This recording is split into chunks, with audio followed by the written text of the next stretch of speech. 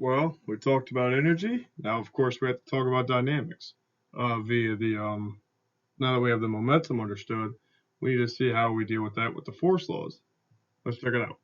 The statement reads: in classical mechanics, Newton's law can be written in a more familiar form, F equal ma. The relativistic equation, F equal dp dt, cannot be so simply expressed. Show rather that F equal m divided by the square root of 1 minus u squared c squared times a plus u multiplied by u dot a over c squared minus u squared, where a is equal to du dt is the ordinary acceleration. Again, we've kind of seen this bracket before, and I guarantee you we will see it again later. Let me remind you of things that we saw in parts of chapter 10 and 11. Yeah, that kind of bracket is coming back, but here's why. All right, let's check it out. So for our solution, we need to use the relativistic momentum gamma mu u. That being said, dp dt gives us d by dt of gamma mu or gamma mu. So push that through. We see that the gamma term in there gives us the mu square root of 1 minus u squared c squared. And thus you can see we're going to have a long derivative, a quotient rule, so to speak, or product rule, depending on how well you like your calculus.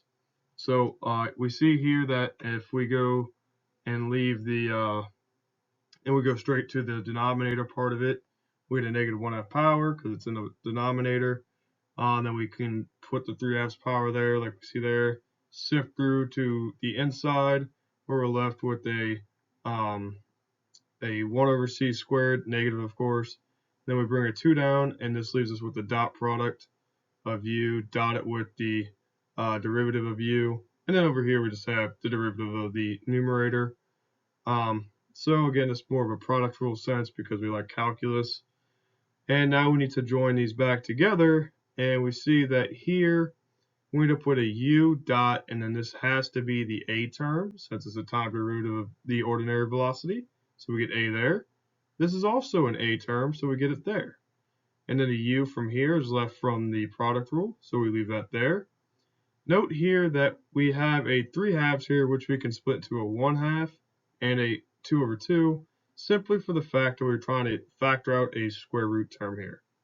So we do that, and then we're left with a 2 over 2 here, so that's how we break that down. Why do we do this? Well, after the fact, we know that 2 to the 2 is 1, so we can factor the c squared in, so we get a c squared minus a u squared over c squared, so the c squared cancels, and that's how we end up with the u squared by itself down there. And we're able to prove this result. But our ordinary intuitions of these things aren't going to be a linear, aren't going to be just a linear transition from classical to relativistic. We have to take into account that gamma factor, and that's what causes this gigantic mess of calculus.